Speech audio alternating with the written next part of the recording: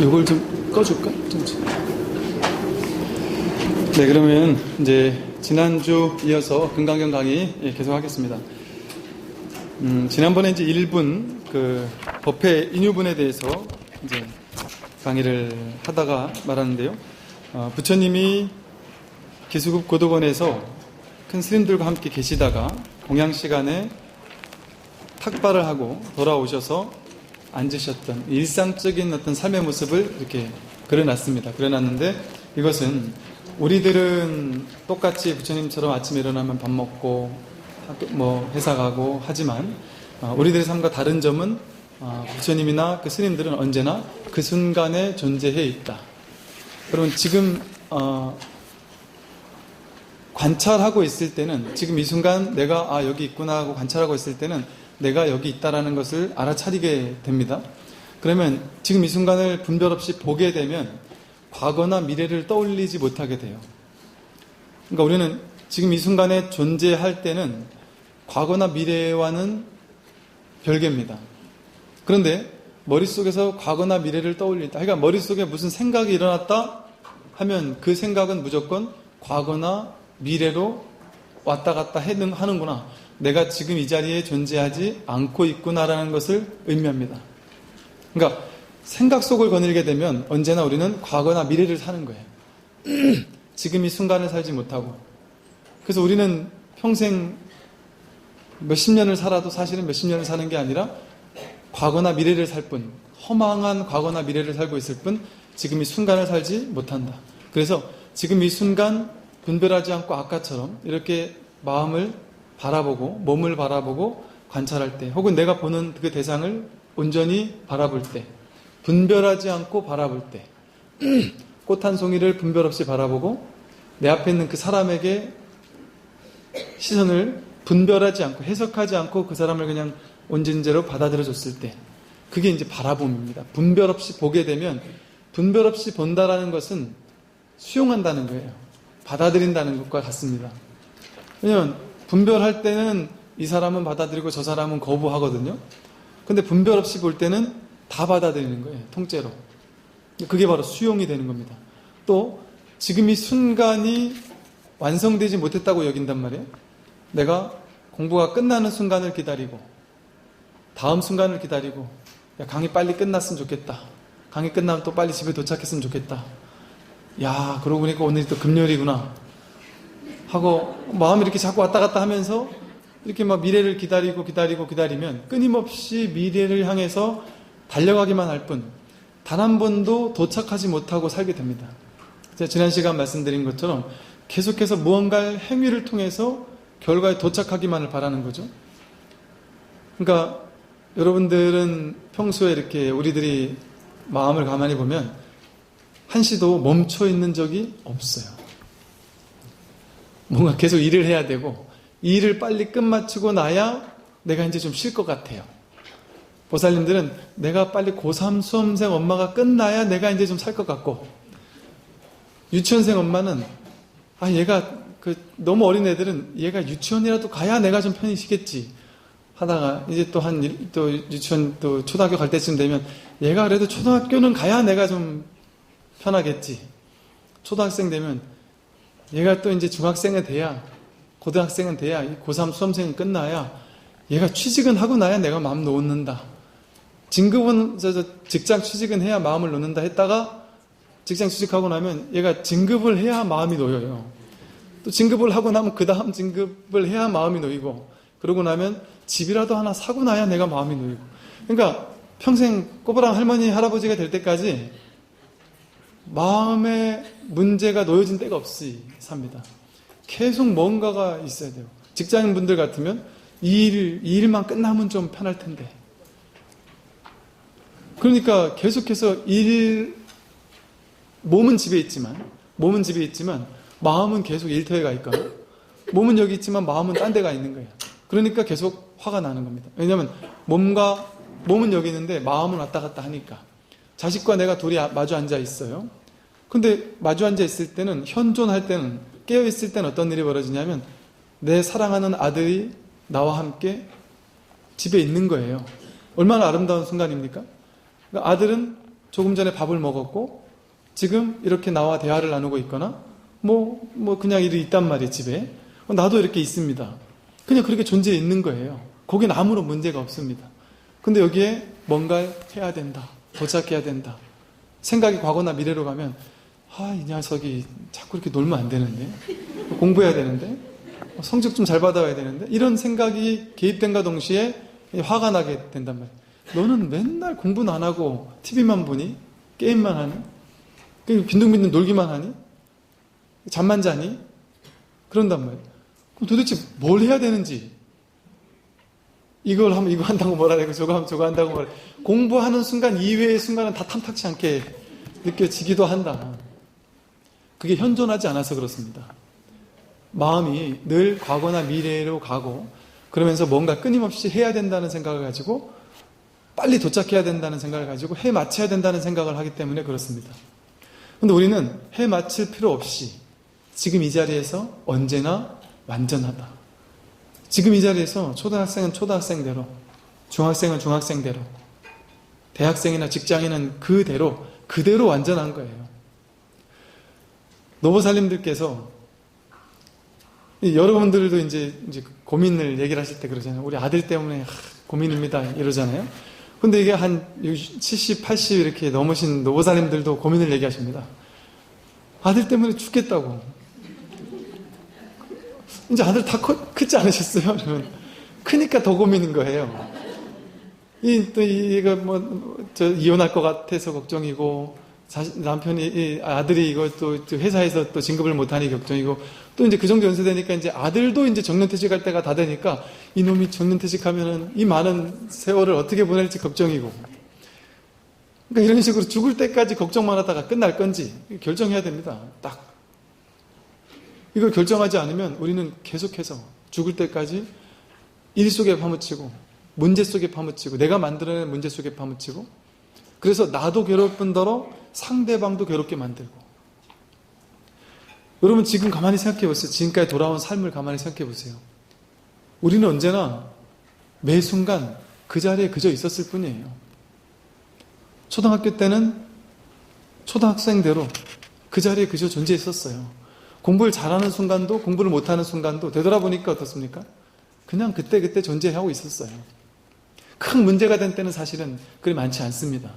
또 그 큰 문제가 됐었을 때 잘 극복해왔고 또 누구나 잘 극복해왔죠. 누구나 지금 이 순간을 보내고 있으니까 과거는 이미 잘 극복했으니까 지금 이 자리에 이렇게 존재하고 있는 거 아니겠습니까? 근데 그때는 큰일 날 것 같단 말이죠.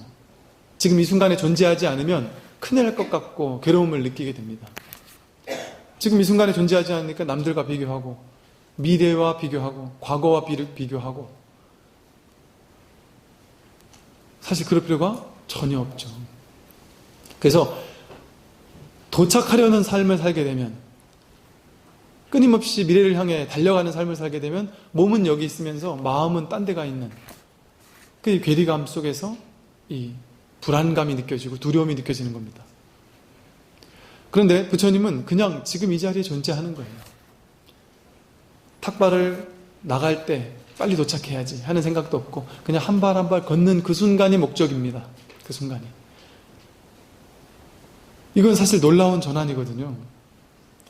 여러분 아무리 마음이 번잡하고 이럴 때라도 잠시 한순간 돌이켜서 호흡을 관찰해야 되겠다 하고 호흡을 관찰하는 순간 아무 문제가 없습니다. 그 상황, 그동안은. 사실은 여러분 인생에서 정말 문제는 거의 없어요. 요즘에 뇌과학이며 이런 데서도 그러잖아요. 실제 진짜 고민해야 될 것은 몇 프로 없다고 그러는 거 아니겠어요? 대부분은 공연이 만들어낸 문제고 더 중요한 핵심은 생각을 아무리 굴려도 그 문제에 대한 답은 안 나온다. 생각으로는 답이 안 나온다.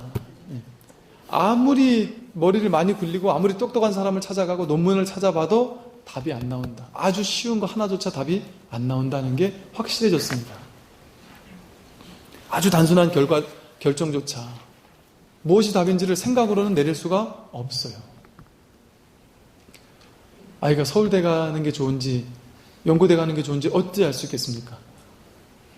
그 아이의 인연들은 그 아이를 나중에 정말 도와주고 그 아이를 정말 빛이 되어줄 수많은 귀한 귀인들이, 그 아이와 인연 맺은 귀인들은 다 지금 연세대가 있는데 본인은 서울대 가려고 미친 듯이 노력을 해봐야 서울대 가는 건 그 아이에게는 실패일 수 있어요.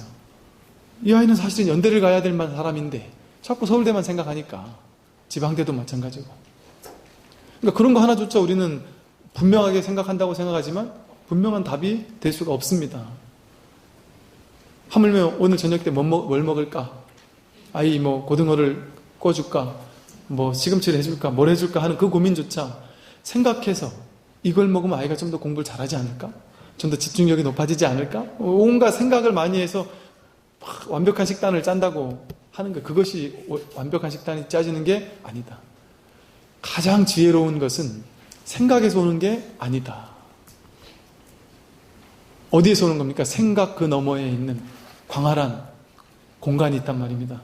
우리가 불성이라고 이야기하는, 본래 면목이라고 이야기하는 그 공간에 깨달은 사람만 닿는 것이 아니고, 깨달은 자는 언제나 그 안에 있으면서 필요할 때만 잠깐 마음을 내는 분이라면, 우리는 늘 이 중생 속에 있지만 잠시 잠깐 명상을 통해서 그 순간 존재하는 것을 통해서, 과거나 미래로 생각을 내보내지 않고 그 순간에 그것만 하는 것을 통해서, 걸을 땐 걷기만 하고 청소할 땐 청소하기만 하고 설거지할 땐 설거지하기만 하는, 그 온전히 그 순간에 집중하는 그것을 통해서 무한하고 광활한 불성의 바다에 접촉한다. 요즘 양자물리학에서 발견한 게 뭐냐면, 인간의 능력이 무궁무진하다라는 것이 분명해진 겁니다. 이건 개인의 한 사람의 능력으로는 도저히 할 수 없는 것을 많은 사람이 해내더라는 거죠. 이게 도대체 어떻게 가능한 거지? 알고 봤더니 이걸 발견했습니다.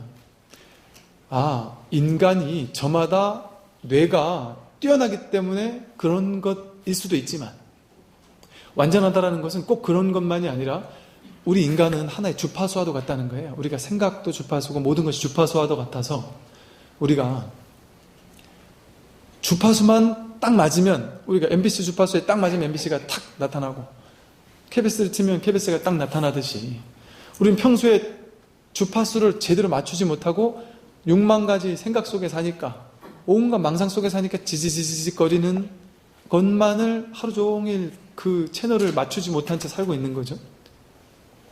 그러니까 선명한 답을 얻지 못하는 겁니다. 그런데 어떤 문제가 있을 때 우리가 기도하고 명상하고 수행을 하고 지금 이 순간 존재하게 된다면, 그것은 뭐냐면 지지직거리는 것을 내려놓게 되는 겁니다.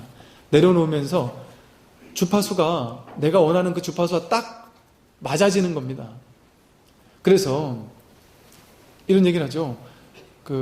뭐라고 하죠? 무슨 레코드라랍니까?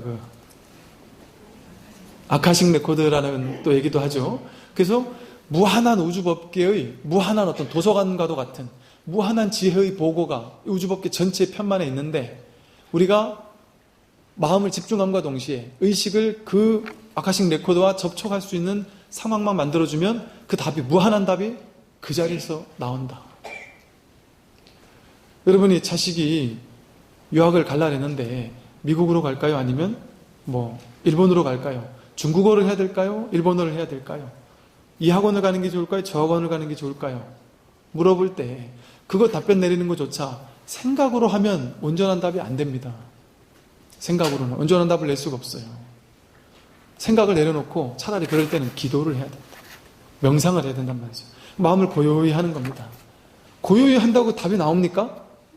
내면에서 갑자기 일본어를 하거라, 미국을 가거라, 이렇게 내려주지 않는단 말이죠. 어떻게 하면 되느냐? 마음을 고요히 비우고 명상, 수행을 하고 그 순간에 고요히 한번 있어보는 겁니다.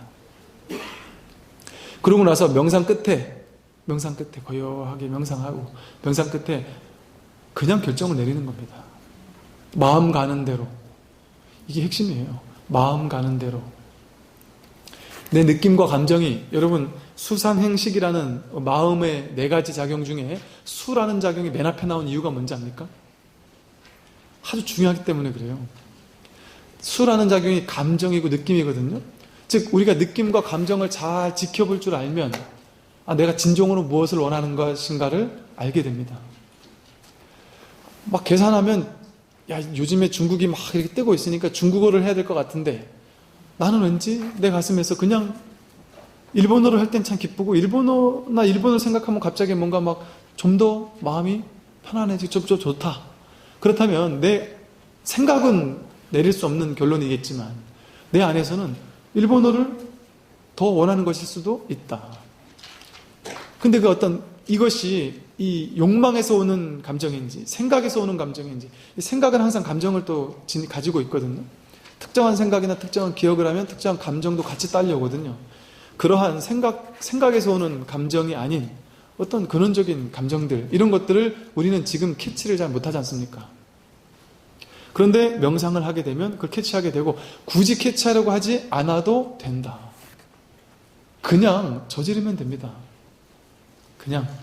그리고 내가 저지른 결정은 무조건 옳다라고 믿고 들어가는 겁니다. 만약에 그 결정이 틀렸다면 여러분, 이 놀라운 것이요, 여러분은 사실은 명상을 하든 안 하든 언제나 근원적인 결정들을 늘 내리고 있습니다. 다만 그 결정 내리고 나서 이거 잘못된 게 아닐까?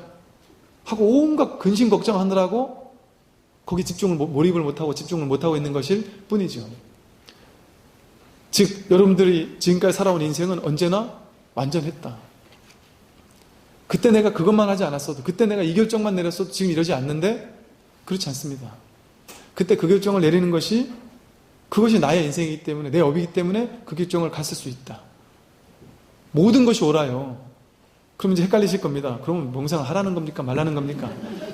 명상을 하고 수행을 하는 이유는 뭐냐 하면, 일상적인 판단을 내릴 때는 망상 속에서 내리는 판단은요, 업에 따라 내리는 판단이기 쉽습니다. 업대로 갑니다. 그냥 멋있는 결정을 내리고 나면 업 따라가는 거예요. 업 따라가는 게 나쁩니까? 그거는 가야 될 길을 가는 겁니다. 내가 지은 업이 있으니까 그 업을 받아야지만 업이 소멸되지 않겠습니까? 그러니까 일반인들은 다 업 따라 사는 삶을 살아요. 그러니까 일반인들은 주로 이를테면 사주팔자를 보면 얼추 맞을 수도 있어요. 기똥차게 잘 보는 사람이 볼 경우에 아주 희박한 전 세계 몇 사람 없는, 그런데 조금이라도 복을 짓거나 수행을 하거나 이런 사람들은요, 업대로 안 갑니다. 업을 놀랍게 매 순간 바꾸면서 살아요. 그러니까 이번 생에 괴로움에 악업을 받아야 되는 사람인데 수행을 하고 명상을 하면 업을 개척하면서 가는 겁니다. 업을 변화시키면서 가는 겁니다. 그러니까 업대로 가면 괴로움을 한 10년 동안 아파야 되는데, 업을 뛰어넘게 되면 그 10년 동안 아파야 될 이유가 없는 거예요. 그 업을 이미 청산했으니까. 어떻게 하면 업을 청산하고 보다 밝은 방향으로, 지혜로운 방향으로, 근원에서 이끄는 방향으로 갈 수 있느냐, 그 길이 어디냐를 보여주는 그 방법이 바로 수행이고 명상입니다. 그러니까 명상을 많이 하면 많이 할수록, 명상하면서 일상에서는 언제나처럼 그냥 왜 답이 안 나오지? 뭔가 시라든가 어떤 큰 스님들 얘기 들어보면 뭔가 내면에서 소식을 들었다든가 뭐 이런 얘기를 들을 거예요. 왜 난 내면에 소식이 안 오지? 그냥 내가 결정하는 게 그게 내면의 소식입니다. 언제나. 그래서 내 인생을 완전히 신뢰하고 들어가는 겁니다. 그래서 A도 좋고 B도 좋습니다. 사실 여러분이 아들이 결혼할 여자라고 데리고 왔는데 너무 마음에 안 들어요. 성에 안 찹니다. 그래서 막 반대하면 할수록 더 애틋해지죠. 로미오와 줄리엣가 돼버립니다. 완전히 집에 가둬놓아버리면, 부처님 경전에 여러 번 그런 장면이 나와요. 그 당시는 여자는 절대 남자와 이렇게 결혼하기 전에 뭐 딴짓을 했다가는 큰일 나는 거였어요. 거의 정말 큰일 나는 상황이었습니다. 여자의 어떤 그게 너무 낮았거든요. 그러다 보니까 부처님 당시 경전에 보면요, 정말 많은 아빠 엄마들이 딸들을 집에 가둬놓습니다. 딸이 한 16살 이상 되면 집에 가둬놔버려요. 자물쇠로 딱 가둬놔버려요. 그리고 이 딸이 조금만 누구 좋아하는 사람 생긴 것 같다면 바로 가둬놓습니다. 그런데 그 장면이 경전에 뭐라고 나오냐면, 아버지 어머니가 집에 얘를 가둬놨는데 이 딸이 뭐 한 2층 집, 3층 집, 뭐 그 경제는 7층이라고도 나오는데 그러니까 그만큼 이제 깊은 곳에 높은 곳에 못 도망가는 데 가둬놨다는 얘기죠. 가둬놨는데 이 딸이 그걸 뛰어넘어가지고 도망을 갑니다. 도망을 가서 사랑하는 사람과 결혼을 하고 어떤 사람은 바람은 아주 높은 집안의 여인인데 저 말단에 수드라보다도 못한 불가촉 천민 접촉해서도 안 되는 그런 사람 남자와 눈이 맞아가지고 도망을 갑니다. 내버려두면 차라리 도망까지는 안 갈 텐데 기어이 못 만나게 하면은 그 애틋한 마음이 더 생기죠. 왜냐하면 하지 말라고 하는 건 더 하게 돼 있는 게 이게 이치입니다. 막으면 막을수록 그 일은 더 벌어집니다. 회피하려고 하면 회피할수록 그 일은 더 벌어지고 거부하면 거부할수록 그것은 더 생겨납니다. 더 밀착하게 되는 거예요. 그래서 우리가 여러분들이 항상 이제 마찬가지예요. 뭔가 이렇게 그 현실에서 뭔가를 아까 전에 처음에 뭔 얘기하다 여기까지 왔나요? 네?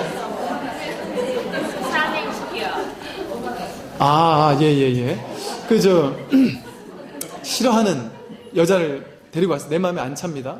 안 찬다고 해서 내가 이제 난 절대 안 된다. 절대 얘랑 결혼 못 시키겠다. 그렇게 얘기를 하면 여러분들 어떻게 생각하냐면 얘와 결혼하면 얘는 불을 보듯 뻔하게 괴로울 것 같아요. 또는 특히나 딸을 가진 분 같으면 남자를 데리고 왔는데 이 남자가 매력은 있게 생기긴 했는데 여자들한테 인기는 있는데 본인이 능력도 없는 것 같고 성격도 아주 괴팍하고 때리기도 하는 것 같고 아주 최악의 남자입니다. 절대 안 되겠죠, 그죠? 제가 너무 과한 비유를 들어서 제가 생각해도 안 될 것 같네요. 네. 그런데 내가 영 안 된다 싶은 사람과 결혼을 하게 됐습니다. 그러면 우리는 죽어도 안 된다고 생각하잖아요. 근데 죽어도 안 되는 것은 사실은 아닙니다. 왜 아니냐 하면 그 딸은 그 안 좋은 남자와 결혼을 해야만 하는 업이고 인연이기 때문에 그 업의 관계를 풀기 위해서 그 업을 풀기 위해서 그 사람을 만난 거란 말이죠. 다시 말하면 뭔 얘기냐면 이 딸이 그 남자와 결혼을 안 하게 된다면 기어이 내가 반대해서 결혼을 못하게 만들면 나중에 더 심한 놈을 만나게 되거나 아니면 다른 방법으로 그 과보를 받을 수도 있다. 딸이 예를 들어 불구가 되거나 큰 병을 당하거나 또 다른 방법으로 그 업을 받을 수도 있단 말이죠. 그러니까 내가 받아야 될 업이라는 것은 받아야 되거든요. 어떤 방식으로든. 근데 그걸 내가 끝까지 거부하면 다른 방식으로도 받을 수 있다라고 생각한다면 어떻게 삶을 받아들이지 못하겠습니까? 그래서 나에게 주어진 삶에 대해서 받아들일 수 있어야 된다. 그래서 그렇게 거부하고 이러는 것이 전혀 도움이 되지 못합니다. 그래서 다시 이제 돌아가서요. 부처님께서는 언제나 그 자리에 서 계실 줄 안다. 그러니까 언제나 마음이 평화롭고 고요하죠. 그래서 그 근원의 자리에서 언제나 답을 내면서 사는 겁니다. 우리도 그렇게 살 수 있다. 명상과 수행을 통해서 근원의 자리에서 답을 내면서 살 수 있다. 그래서 이걸 못 보겠다. 내 딸이 잘못되는 걸 못 보겠다 한다면 그걸 기어이 갖다 뜯어 말릴 게 아니고 내가 명상을 하고 수행을 하면 됩니다. 여러분 부모님이 자식 때문에 괴로운 거는요. 저한테 와서 이제 상담을 하시는 분 중에는 자식이 이제 이런 문제가 있어요. 근데 보살님이 내가 괴로워주겠다고 그러면서 이 자식을 바꿔달라는 거예요. 그 자식은 제가 본 적도 없고 아는 사람도 아닌데 제가 어찌 바꿔놓겠습니까? 거기서 핵심은 뭐겠어요? 자식을 바꾸는 게 문제가 아닙니다. 내 마음을 바꾸는 게 문제지. 어떻게 내 마음을 바꿀 수 있습니까? 내 자식인데. 이 내 자식이라는 게 바로 불교에서 말하는 이게 아상이고 아집이고 내 자식이라는 집착입니다. 그 집착을 어느 정도 떨어뜨려서 볼 줄 알아야 되고 스스로 감당하도록 내버려 둘 줄 알아야 되는 게 지혜입니다. 스스로 감당해야 될 부분은 감당하도록 내버려 둬야 됩니다. 아이가 그 괴로움을 감당하지 못하도록 다 막아주는 것이 부모의 역할이 아니죠. 스스로 감당할 것, 스스로 감당해야 될 업은 스스로 챙겨갈 수 있도록. 왜냐하면 그 아이는 사실은 내 아이가 아니기 때문에 이번 생에 잠깐 내 아이 역할을 하려고 계획해서 그냥 대본을 써가지고 잠깐 나온 건데 거기 그렇게 미친 듯이 절대 안 된다고 할 필요가 굳이 없단 말이죠. 아무리 내 자식이라 할지라도. 그러니까 뭐랄까, 이 부처님 가르침은요 좀 근원적인 답입니다. 요즘에 이렇게 뭐 힐링 해가지고 이렇게 위로해주고 위안해주는 이런 것들이 많을 수 있는데, 여러분들 저 법륜 스님 이렇게 증문즉설 할 때 보면 때로는 막 눈물을 쏙 빼게 하는 얘기들도 하고 그러시잖아요. 그런데 사실은 이 불법에서는 그런 답변들이 사실은 근원적인 겁니다. 다시 말해서 뭐냐면, 어떤 분이 예전에 그 집안에 누가 이제 돌아가셔서 이렇게 오셨는데, 그분에게 제가 그걸 여쭤봤어요. 참 제가 뭔 답을 내드릴 수가 없는 거예요. 돌아가셨는데 제가 뭐 어떡하겠습니까? 그래서 그렇다고 이분에게 진실에 대해서 얘기를 해드리기에는 이분이 지금 마음의 준비도 안 돼 계시고, 그래서 그냥 힘내시라고 그렇게 하시고 그 다음에 이제 오시라고 했는데, 그 다음에 오셨는데 이분에게 그 위안과 위로를 받고 싶으신지, 아니면 좀 근원적인 답변을 좀 아프더라도 듣고 싶으신지를 여쭤봤더니 근원적인 답을 듣고 싶으시다고 해서 제가 좀 근원적인 이야기를 해드렸더니, 어떻게 이럴 수 있느냐고, 어떻게 힘든 사람 앞에 두고 이럴 수 있느냐고 이렇게 얘기를 하시는 걸 봤는데, 그 근원적인 답은요 때로는 상처가 될 수 있습니다. 여러분, 힐링이라는 것이, 여러분 이제 쉽게 말해서 이렇게 질문하시는 분들도 이렇게 꼭 필요한 질문을 하시는 건 당연히 좋은데, 뭐 습관적으로 매일같이 질문하고 매일같이 기대고 의지하는 분들이 계세요. 부모님에게도 계속 의지해야 되고, 친구에게 의지해야 되고, 남편에게 계속 의지해야 되고, 누군가에게 계속 의지해야만 되는 분들이 계세요. 그래서 제가 과도하게 의지하거나 과도하게 질문하고 이런 분들은 될 수 있으면 스스로에게 내면에 자꾸 물어보라고 얘기를 드리기도 하는데, 그 이유가 뭐냐 하면, 그렇게 힐링 받는 거, 남들에게 위로받는 거, 이게 익숙해져 있으면 그건 뭘 의미하느냐면 내 안엔 힘이 없다는 소리입니다. 나는 이것을 이겨낼 수 있는 힘이 내 안에는 없습니다. 달콤한 위로로 저를 잠시 감싸주십시오. 그는 말 그대로 잠깐의 처방받게 되지 못해요. 위로는 잠깐은 좀 도움이 되는 것 같지만, 그 다음에 똑같은 문제가 생겼을 때 또 위로받을, 나를 위로해줄 누군가를 필요로 하게 됩니다. 근데 이 세상에 누가 그 사람 계속해서 위로해주고 싶겠어요? 여러분 남편이 여러분 계속 찡찡대면 위로해 주던가요? 위로 안 해줍니다. 여러분이 자식들이 계속 찡찡찡거리면 여러분 위로해 줍니까? 계속 품어 안아 줍니까? 아니거든요. 혼내거든요. 넌 왜 맨날 이 모양이냐 하고. 하물며 다른 사람은 어떻겠습니까? 즉 이 말은 어딘가에 가서 힐링을 자꾸 요구하는 이 마음이 문제일 수 있다. 가벼운 위로를 받으려고 하는 그 마음을 단호하게 거리를 두고 바라볼 줄 알아야 됩니다. 이 거리를 두고 바라보고 명상을 하는 것은 내가 내 자신을 근원에서 바꾸고자 하는 겁니다. 근원에서. 여러분 이게 어려운 것, 여러분에게는 안 된다고 생각하실지 모르겠지만 저는 봤어요. 가족이 돌아가시는 상황 속에서 정말 어떻게 저렇게 할 수가 있지? 내가 설법할 땐 이렇게 했지만, 야, 나라면 저렇게 할 수 있을까? 어떻게 저렇게 사람이 이런 최악의 상황 속에서 저렇게 의연하면서도 뭔가 모르게, 야, 저렇게 중심이 잡힐 수가 있지? 평소에 수행을 하고 명상을 하고 공부하는 분인 줄 알았지만, 그런 사람들은 평소에 드러나지 않습니다. 큰 일이 딱 떨어졌을 때 그때 딱 중심이 잡혀 있는 거예요. 그래서 그 어떤 것이 오더라도 그렇게 크게 휘청거리지 않습니다. 우리는 언젠가 사랑하는 사람과 가족과 100% 이별해야 됩니다. 100% 사별도 해야 됩니다. 내가 죽든 그가 죽든 누군가 하나는 먼저 죽는 것을 목격해야만 하는 게 숙명이에요. 내가 먼저 죽기도 싫죠. 자식을 놔두고. 자식이 먼저 죽는 걸 보기도 싫고. 싫죠.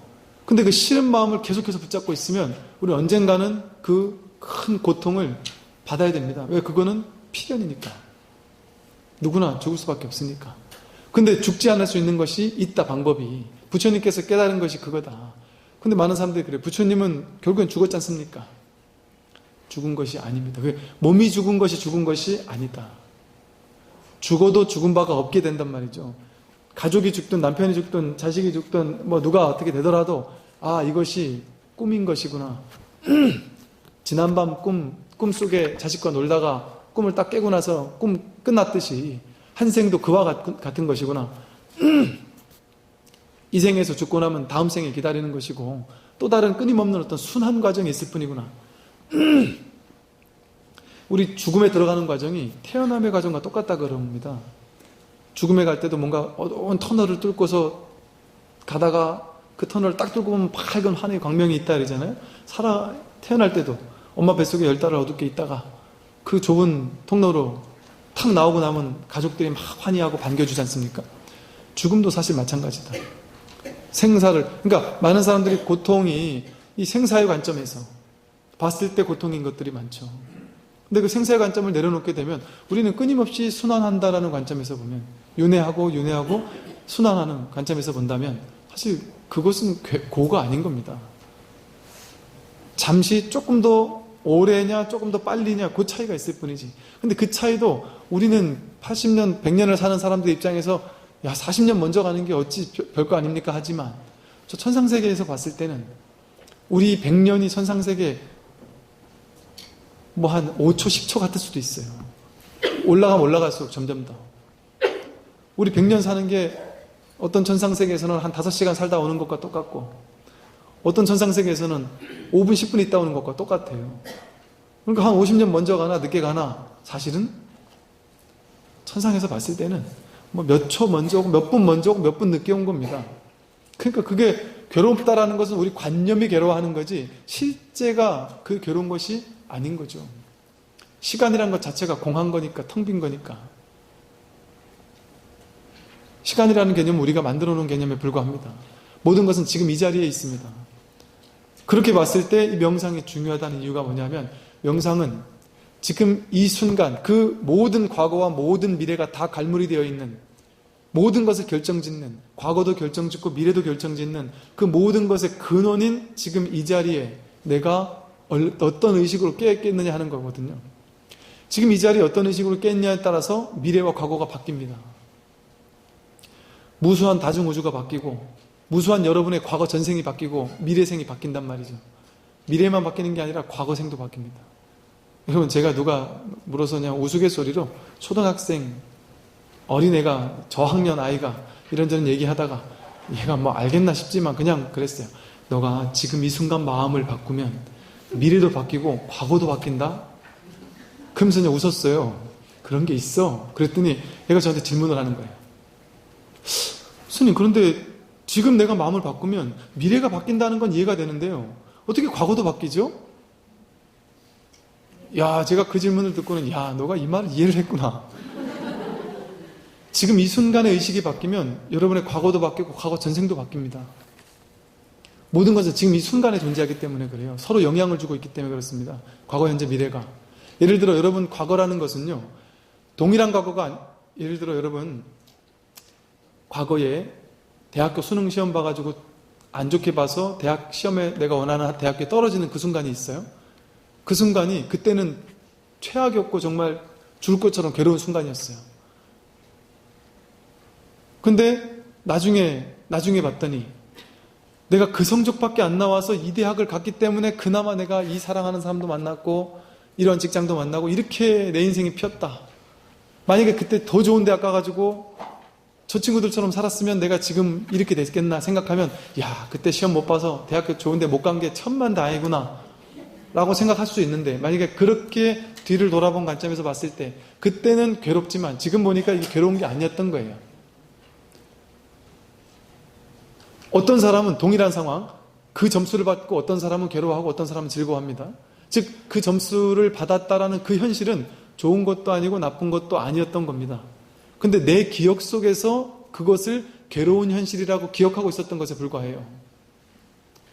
그 기억이 과거입니다.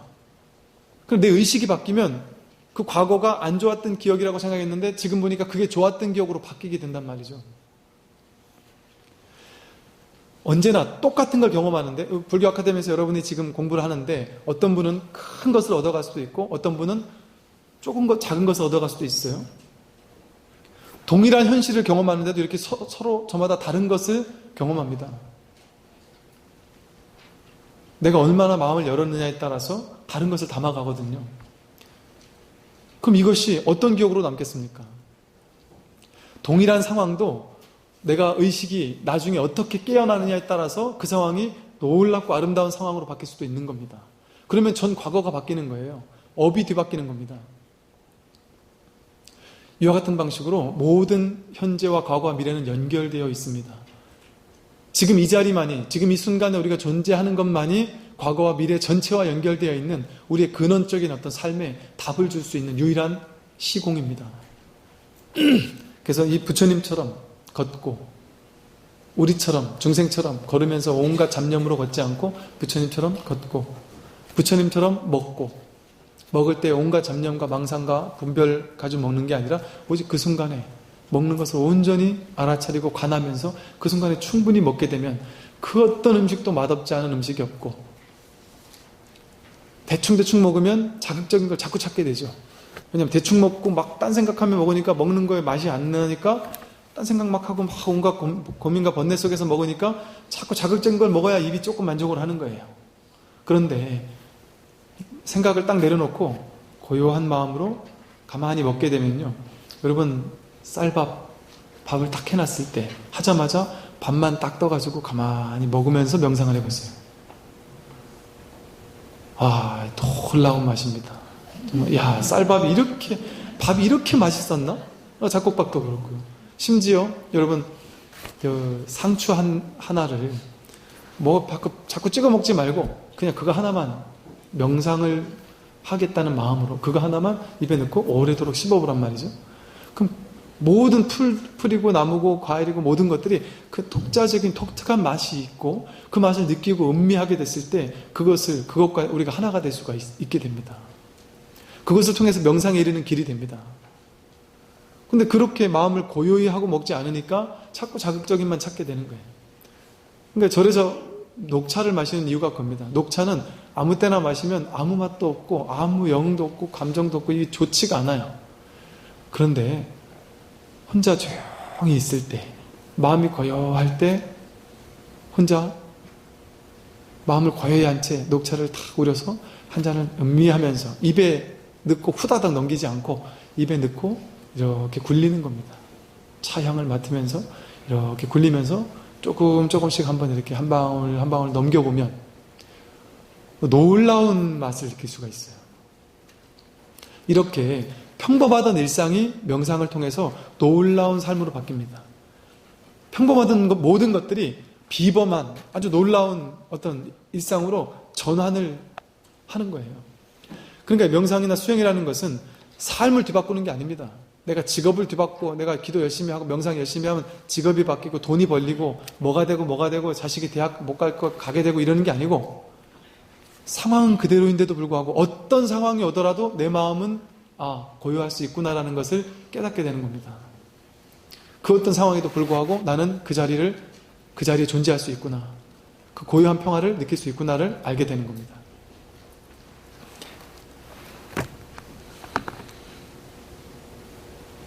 (10분) 남았네요. 여러분 제가 이제 강의를 하는데 분명히 금강경에 대해서 이제 확실하게 다 드릴 건데요. 이 책을 이제 읽어보시면 좀 자세한 설명, 또 특히나 이제 단어 하나하나에 대한 설명 이런 것들을 다 하려면 사실은 너무 시간이 많이 걸립니다. 그리고 그것은 사실은 그렇게 중요한 부분도 아니고 또 제가 자세한 설명까지 해가면서 강의를 해본 적이 있는데 많은 분들이 막 조시고 재미없어하고 그러시더라고요. 그리고 또 의외로 많은 분들은 금강경을 한번 내가 공부해보겠다 이런 것도 있지만 내가 금강경이 중요한 게 아니라 뭔가 내가 부처님 가르침을 통해서 내 인생이 바뀌어봐야 되겠다 이런 마음을 가진 분들이 많으시기 때문에 이 금강경의 전체적인 의미를 제가 설명해드리면서 그것이 현실에서 어떻게 구현되어야 되는지에 대한 것을 중점적으로 금강경을 설명해 드릴 거고요. 조금 더 그 문구 하나하나가 궁금하시면 여기 자세하게 다 설명을 해놨으니까 이거를 이렇게 읽으시면 되시겠습니다. 마저 10분을 하겠습니다. 그래서 그렇고 제가 이제 2장을 2분 선현기청분으로 이제 넘어가서 2분을 독송은 다음 주에 하고요. 2분 간단히 설명을 먼저 드려보겠는데요. 선현기청분인데 선현이 가르침을 청한다라는 분입니다. 그 선현은 이제 수보리 존자를 말해요. 그 산스크리트 원문은 수부티라고 하는데 이건 착한 존재라는 의미를 가집니다. 그래서 선현이라고 옮기기도 하고요. 구마라집은 주로 수보리라고 옮겼고 또 현장 스님은 옮길 때 선현이라고 주로 옮겼습니다. 이 선현 기청분에서 이제 이 아주 중요한 질문이 나옵니다. 모든 부처님 경전들은 누군가가 질문을 던지고 그 질문에 부처님께서 답변하는 형식으로 이루어져 있습니다. 이 분이 이제 이 수보리가 많은 제자들을 대신해서 많은 이들이 궁금해할 만한 질문들을 던져주는 것을 역할을 하고 있습니다. 그때 장로 수보리가 대중과 함께 있다가 장로 수보리를 했죠. 장로라는 말이 요즘 말로 뭐 원로 의원 내지는 큰 스님 이런 뜻입니다. 지금 요즘에는 교회에서 다 쓰고 있죠.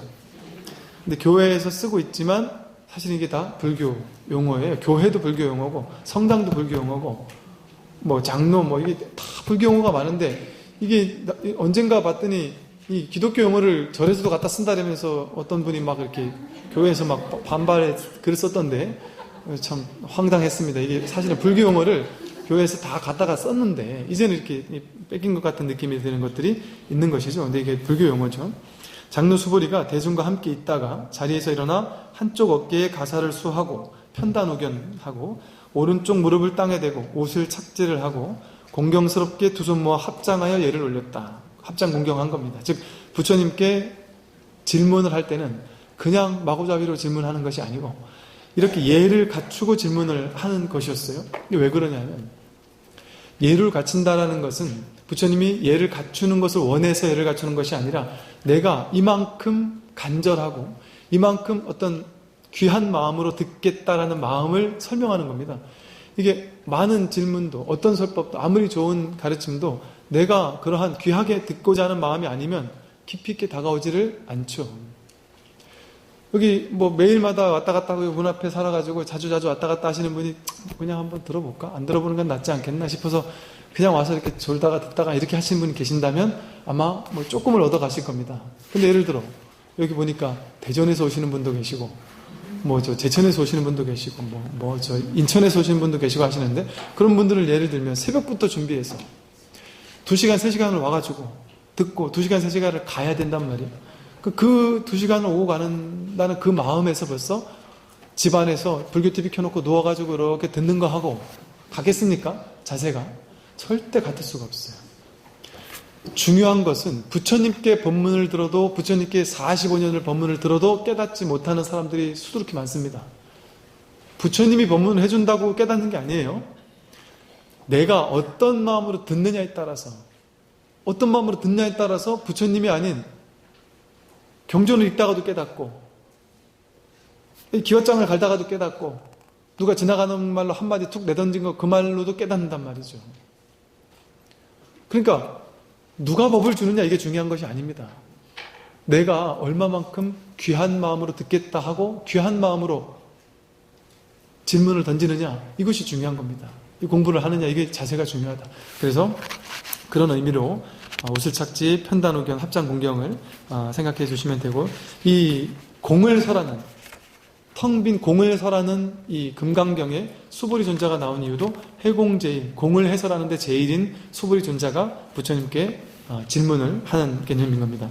경이롭습니다. 세존이시여. 참으로 희유한 일입니다. 여러께서는 모든 보살들을 잘 보살펴 주시고 선호염제 보살한다는 거죠. 모든 보살들이 불법을 잘 전하도록 부촉해 주십니다. 선부촉제 보살. 즉 부처님께서는 일체 중생들을 잘 보살피고 자비로서 보살피고 그 많은 중생들이 불법을 잘 전하도록 즉 지혜를 잘 전할 수 있도록 부촉하신다. 즉 지혜와 자비로서 무한한 지혜와 무한한 자비로서 일체 중생에게 지혜와 자비로 품어주시고 지혜를 전해주시는 부처님의 모습을 보고 수보리가 그 본질적인 모습을 보고 희유합니다라고 말씀을 드리는 거예요.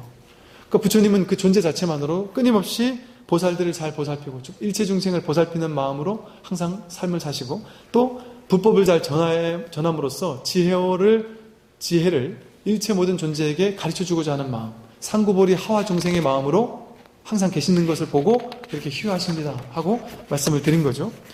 그리고 나서 이제 부처님께 본격적으로 질문을 합니다. 어떤 질문을 하느냐 하면 세존이시여 안욕따라 삼맥삼보리의 마음을 바란 선남자와 선녀인들은, 즉 안욕따라 삼맥삼보리는 최상의 깨달음을 얘기합니다. 완전 깨달음, 즉 최상의 깨달음, 무상정등정각이라고 하는 최상의 깨달음을 이루어야 되겠다라는 마음을 바란, 마음을 낸 선남자 선녀인, 남자신도 여자신도, 남자 수행자 여자 수행자들은 그 마음을 어떻게 머물러야 하고 어떻게 수행해 나가야 하며 어떻게 그 마음을 다스려야 합니까? 여기 경전 한문으로 보면 응은아주 은하항복기심이라고 해서 어떻게 머물고 어떻게 항복받아야 합니까? 라고만 나와 있는데 이 원본을 보면은 어떻게 수행해야 합니까? 부분도 나오기 때문에 제가 이렇게 번역을 했는데 우리 조계정에서 나온 표준 금강경 번역을 보니까 아주 정말 놀랍게 번역을 잘 해놨어요. 이 부분을. 거기 어떻게 나오느냐 하면요, 이 질문의 요지가 확실하게 나왔습니다. 뭐냐 하면 부처님, 제자들이 물은 거예요. 수많은 제자들이, 선남자 선녀들이 물은 겁니다. 부처님, 어떻게 살아야 하며 어떻게 그 마음을 다스려야 합니까? 라고 번역을 해놨어요. 이 말은 뭐냐면 일반 중생들은 부처님께 부처님, 저희들 어떻게 살아야 되겠습니까? 어떤 마음을 가지고 살아야 되겠습니까? 하고 물은 거예요. 그리고 수행자들은 부처님, 제가 이 마음을 좀 다스려야 되겠는데 어떻게 마음을 다스려야 되겠습니까? 즉 어떻게 수행해야 되겠습니까? 그러니까 수행자와 일반인들 모두가 어떻게 평상시에는 마음을 쓰고 살아야 됩니까? 또 어떻게 수행해 나가야 됩니까? 하는 것을 부처님께 물었단 말이죠. 여기에 대해서 부처님께서 답변해 주는 것이 금강경의 핵심을 이루고 있어요. 그래서 부처님께서 말씀하십니다. 훌륭하고 훌륭하구나 수보리여. 그대가 말한 것처럼 열애는 모든 보살들을 잘 보살피며 모든 보살들에게 잘 부축하고 있느니라. 부처님이 내 자랑하는 게 아닙니다. 그래, 너 말 잘했어. 네 말이 맞아. 나는 그렇게 잘해. 이렇게 하는 게 아니고 있는 그대로의 사실을 있는 그대로 얘기할 뿐인 겁니다. 제가 어떤 존경하는 어떤 스님을 뵀는데 그 스님께서 당신의 깨달음에 대해서 되게 담담하게 얘기하시고 당신이 이렇게 되게 잘하시는 부분에 대해 담담하게 얘기하시는 걸 보고 되게 한편으로 되게 참 놀라웠어요. 일반인들이 언뜻 보기에는 저렇게 자기 자랑을 저렇게 아무 적 없이 하시지? 이럴 수 있는데 제가 가만히 살펴보니까 이분은 본인을 내세우고자 하는 마음이 하나도 없는 거예요. 본인을 자랑하고 싶은 마음이 하나도 없는 거예요. 이렇게 수행을 했더니 이렇게 공덕이 있더라는 것을 알려주고 싶었던 겁니다. 그래서 내가 수행을 하니까 나는 이렇게 됐다는 얘기를 하시는데 아주 담담하게 얘기하시는 모습을 보았어요. 이 마찬가지입니다. 부처님께서 그대가 말한 것처럼 열애는 모든 보살들을 잘 살아오. 부처님이 나는 이러지 않죠. 주로 본 부처님이 나는 이러지 않습니다. 나는 이거는 나라는 아상으로 보는 거지만 열애는 우리가 바라본다라는 게 이렇게 떨어져서 보는 거거든요. 제3자 입장이 되어서.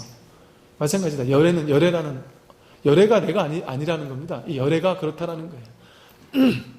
그래서 잘 보살피고 잘 부족한다. 내가 그대를 위해서 말하노니 잘 들으라고. 안욕따라 삼맥삼보리를 바란 선남자와 선녀이니 어떻게 그 마음을 머물러야 하고 어떻게 수행해 나가야 하며 어떻게 그 마음을 다스려야 하는지를 그대에게 설하리라. 그러겠습니다. 세존이시여 깊은 마음으로 듣고자 하옵니다 하고 이 질문을 하는 부분이 이제 2분이고요. 3분에서 대승정종분에서 정종이라는 것이 이제 본문이라는 것을 뜻해요. 바른 어떤 종지를 드러낸 부분입니다. 그래서 이 대승정종분에서 부처님께서 어떻게 여기에 대해서 우리 중생들이 어떻게 살아야 하고 어떻게 수행해 나가야 되는지에 대해서 답을 하고 계십니다. 다루고 계시는데 여러분 미리 경전을 보시면 되게 당황스러우면서 뭐야 고작 이런 얘기를 하려고 하신 거야? 하면서 뭐 이 정도의 얘기는 별거 아닌 얘기인데 이게 왜 중요한 거지? 하고 느낄 수도 있고요. 이 금강경 책을 보셔도 그래? 좀 갸웃하실 수도 있어요. 제가 그때 아주 중요한 부분을 여기 지금 적어놓지 못해서 지금 재판 들어가는 곳에 제가 원고를 넘겨놨는데 그 재판이 아직 아직 안 들어가서 이게 이제 안 나와 있는데 아주 중요한 부분을 담고 있습니다. 아주 중요하고 그래서 그것이 어떤 것인지 너무 본론을 들어가는데 이제 두 번의 과정을 겪었고요. 이제 다음 주부터 본론이 나오면서 이 본론에 대한 다음 주 대승 정종분에 대해서 설명을 듣고 나면 그 다음에 나오는 부분들은요. 이 대승 정종분에 대한 부연 설명들에 불과합니다.